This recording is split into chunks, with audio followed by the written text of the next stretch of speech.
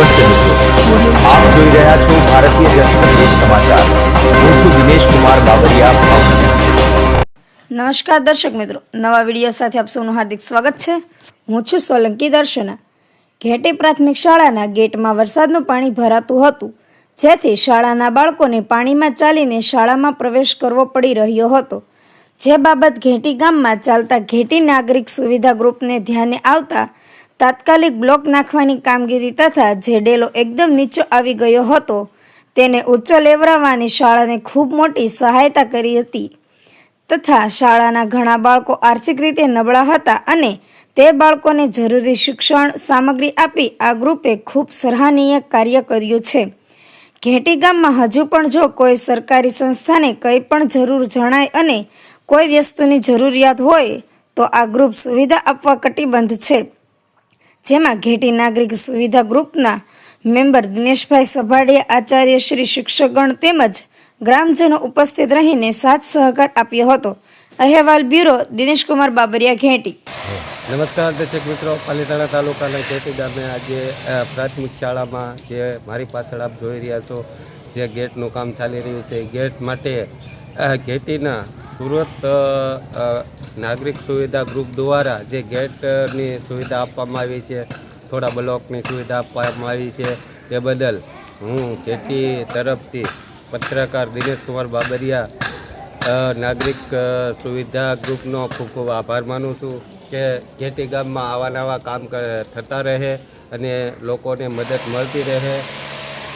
આજે નાગરિક સુવિધા ગ્રુપે નક્કી કરેલું છે કે ઘેટીની અંદર જે નાના એવા વ્યક્તિઓ હોય જેને મદદની જરૂર હશે તે જ્યાં સુધી બનશે ત્યાં સુધી તેમની મદદ કરશે એવું દિનેશભાઈ સભાડિયા દ્વારા કહેવામાં આવ્યું છે. અને ખરેખર હકીકત સુરતથી જે અમારે નાગરિક સુવિધા ગ્રુપ છે તે ઘણું અમારા ઘેટીની અંદર મદદરૂપ થાય છે અને ઘણું ઘેટીની અંદર કામ પણ કરે છે. તે બદલ હું અને તેમજ મારા ગામ તરફથી નાગરિક સુવિધાનો ખૂબ ખૂબ આભાર માનું છું અને આવા અમારા ઘેટીની અંદર કામ કરતા રહે તે બદલ એમને ધન્યવાદ પણ પાઠવું છું.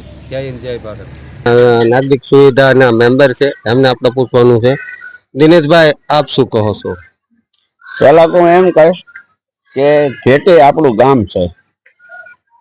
ઘેટી ગામમાં સર્વે સમાજની જોડે હું હાલવા માંગુ છું.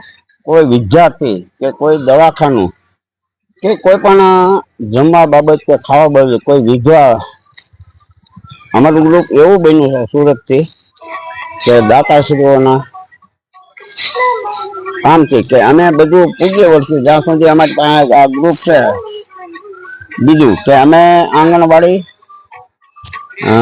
1 થી 8 ધોરણ તમામમાં સુરતના દાતાશ્રીઓના ગ્રુપ તરફથી અમારા બધાને વિતરણ કર્યું. કંપાસ, જે કાંઈ પણ કીટ આવતી હોય તે. તો અમારું ગ્રુપ એવું બન્યું છે આજીવન આ ગ્રુપ રહેવાનું છે. અને હું ઘરે રજા લઈને આવ્યો હતો કે ગામની સેવા કરવા માટે. તે છોકરાએ કીધું, પપ્પા સુરત બહુ સેવા કરી, ઘેટી ગામની કરો. ને મારું જીવન આ ઘેટી ગામમાં જ થશે. ગરીબ માટે ખાવ નહીં, ખાવા દઉં નહીં. અને અમારો હિસાબ ઘેટી નાગરિક ગ્રુપ સુવિધા છે એમાં અમારો ઓન હિસાબ આવે છે. ઇન્કમ કેટલી છે, જાવક કેટલી, એમાં બિલ આવશે. આવનાર સમયમાં આજીવન જ છે. પછી કોઈ પણ મંદિર હોય, નિશાળ હોય, આંગણવાડી હોય, વિદ્યાર્થીઓનું ખાસ કરીને કે વિદ્યાર્થી માટે અમારું પ્રોત્સાહન બહુ રહેશે. પહેલેથી રહ્યું છે ને રહેશે જ. એમાં જેટલા દાતાશ્રીઓ છે, અમારો સુરત ગ્રુપ છે, મુંબઈ ગ્રુપ છે, એ લોકોએ વિશ્વાસ મારા ઉપર મૂક્યો છે કે દિનેશભાઈ કામ કરે, રેડી છે, કોઈ ઓલું નથી. અને બીજું કોઈનું દવાખાનાનું હોય આ તે તો એમાં અમે પહોંચી દાતાશ્રીઓના હિસાબથી. બીજું કે હવે બીજું એક એવું ગ્રુપ બનવા જઈ રહ્યું છે કે સર્વ સમાજના એક વ્યક્તિ, સર્વે સમાજના એક વ્યક્તિ અમે એનું એક ગ્રુપ બનાવશું કે જેથી કરીને મને તો આખું ગામ ઓળખતું નથી, હું સુરત મોટો થયેલો છું. એક વ્યક્તિ હોય કોઈ બી સમાજનો તો એ આપણને મળે, અમે એનું ગ્રુપ બનાવીશું કે અમારા સમાજમાં આ તકલીફ છે. તો અમે દાતાશ્રીઓને વાત કરીશું કે આ મંદિરમાં કે કોઈ ફેમિલીમાં પ્રોબ્લેમ છે તો એ અમે સોલ્યુશન કરીશું, એવી હું વ્યક્ત કરું છું. કે ગામની અંદર જે કાંઈ ગરીબ લોકો હોય એની તમે મદદ કરશો, અથવા જેના બાળકો ભણી ન શકતા હોય એમને પણ તમે મદદ કરશો. પછી આના માટે સરસ તમે વાત કરી, સરસ વાત કરી.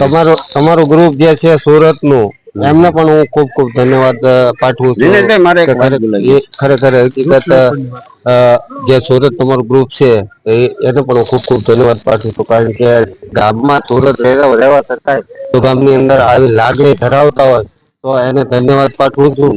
હા, તો આપ શું આગળ વાત કરો છો? સાહેબ, મારે એક વાત બોલાવી હતી, એક બીજી વાત કરું. અમુક એવા વ્યક્તિ છે, મેં જાણ્યું છે, એટલા માટે એક ગ્રુપ બનાવવું કે સર્વે સમાજને એક છોકરો મારે જુએ છે, જેમ કે હું નથી ઓળખતો. તો મને એ વાત જાણવા મળી છે કે કોઈ પણ પ્લોટ નથી, પ્લોટ રહેવા માટે પ્લોટ નથી, કોઈ પણ સમાજ હોય એમાં. આપણે સાહેબ ને અધિકારીઓને વાત કરીશું કે ઈ બહેનો હોય કે જે બી હોય અને એક પ્લોટ મળે. મારે પાસે ફરિયાદ આવે, મારા ઘરે મીટિંગ થાય ઘણી વાર. પ્લોટ નથી, પ્લોટ મળ્યા પછી ત્યાર પછી એને કેમ મકાન નથી બનતું અને કેમ અટવાય છે, એ અધિકારીઓને લાઈન હું લઈશ પછીની વાત છે. ચાલુ થાય મંત્રી સાહેબ જોડેથી, પછી આપણને માર્ગદર્શન આપે કે ક્યાંથી કામ અટક્યું છે અને કેમ આ બહેનોના કે ભાઈને પ્લોટ નથી મળતા. તો એને પ્લોટ જરૂરિયાત છે, મેં સર્વે કર્યું છે અને હું ઈ કેમેરા ઓન કેમેરામાં મકાન બતાવીશ કે આની કામ પ્લોટ નથી. તો ઈ એને પેલા તો પ્રથમ મારું એક ઈ રહે અને તમામ નો એટલા માટે મેં એવો નિર્ણય કર્યો કે જે સર્વે સમાજ એક વ્યક્તિ મારો જોયો છે કે મને કહી શકે કે ભાઈ આ વસ્તુની જરૂરિયાત છે. હું સાહેબ જોડે, અધિકારીઓ સાહેબ જોડે, બધા જોડે હું વાત કરીને આનું ઘટતું જેટલું હશે મારા કહેતા એટલું હું કરીશ. હા સાહેબ, એક અભિયાન મેં ચાલુ કર્યું છે અમારું કે વૃક્ષ રોપણ, અને કોઈને સહાય નથી લેતા એમાં. એ અમારું ગ્રુપ છે, એનાથી અમારી સહાય વૃક્ષ રોપણ જ્યાં અમને એમ કે અમારે કરવું તો અમે કરી આપશું. સરસ સરસ. તો તમે વૃક્ષરોપણ નું પણ લોકોને કરી આપો. ધન્યવાદ. સરસ કામ છે, આવું નવું કામ કરતા રહો અને ગામને આગળ વધારતા રહો, ગામનું ગૌરવ બનો. તે બદલ મારા તરફથી પણ તમને ખૂબ ખૂબ અભિનંદન. નમસ્કાર દર્શક મિત્રો, પાલીતાણા તાલુકાના જેટી ગામની આજે પ્રાથમિક શાળામાં જે સારી કામગીરી કરવામાં આવી છે તે બદલ આપણે શિક્ષકો સાથે વાત કરવાની છે અને કરવાનું છે. તો સાહેબ, આપનું નામ શું છે? હું ખેતી કેન્દ્ર વર્તી આચાર્ય અશોકભાઈ મકવાણા, અને અમારા ખેતી કેન્દ્ર વર્તી શાળાની અંદર બે સંકુલ આવેલા છે, એક દુધાળા રોડ સંકુલ અને એક ગામની અંદર આ જે સંકુલ છે તે.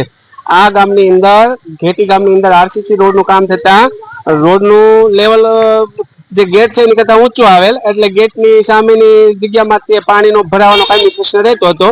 તો આ પાણી ભરાવાના પ્રશ્ન લીધે બાળકોને શાળાની અંદર જવામાં ખૂબ જ મુશ્કેલી પડતી, સ્ટાફ લોકોને, તેમજ અમારે જે વિકલાંગ શિક્ષકો છે એને પણ ખૂબ જ તકલીફ રહેતી હતી.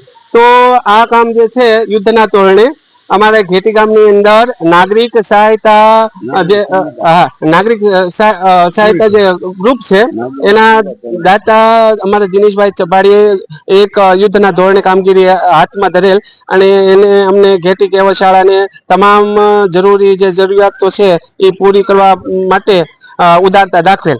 તો એના લીધે અમારા ઘેટી ગામની અંદર આ ગેટનું કામ તાત્કાલિક શરૂ કરવામાં આવ્યું. બ્લોક ફિટિંગનું તેમજ ગેટમાં જે કાંઈ જરૂરી ખર્ચો થાય એ તમામ આપવાની એને બાહેંધરી આપી. એટલે આ બદલ, આ ઉમદા કાર્ય બદલ અમે ખેતી કેન્દ્ર વતી શાળા અને આચાર્ય વતી હું એમનો ખૂબ ખૂબ આભાર માનું છું. અને દિનેશભાઈ આવા સરસ મજાના કામ કરતા રહે અને અમારી શાળાની અંદર જ્યાં જ્યાં જરૂર જણાય ત્યાં આવીને ઉભા રહે એવી હું એમને વિનંતી કરું છું.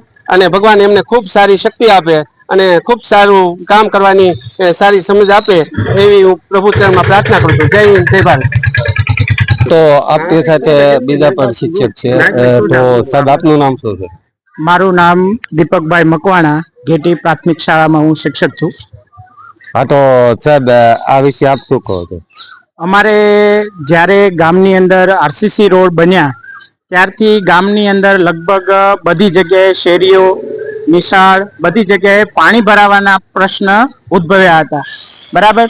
હવે પાણી ભરાવાનો પ્રશ્ન ઉદ્ભવ્યા એટલે એ જ પ્રશ્ન અમારી શાળામાં પણ થયો હતો, અને ચોમાસાની ઋતુ દરમિયાન જે બાળકો આવતા હતા એને પાણીમાં ચાલી અને પછી શાળામાં જવું પડતું.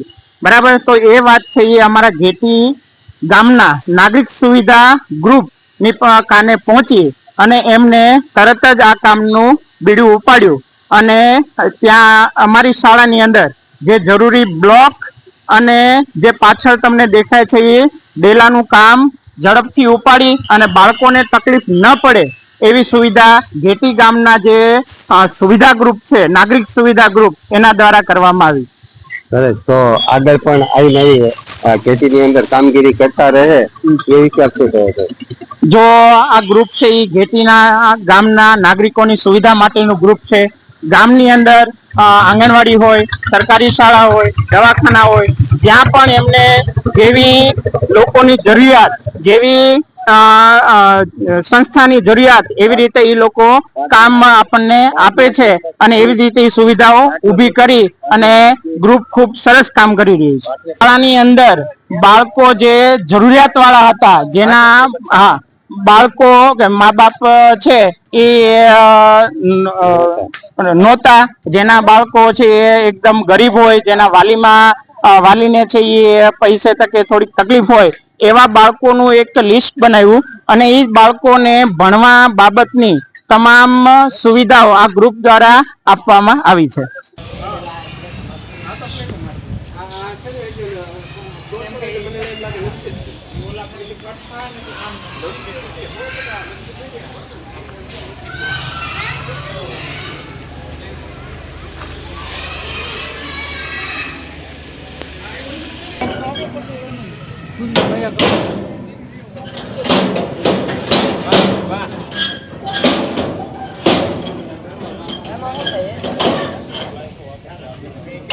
મારજો ને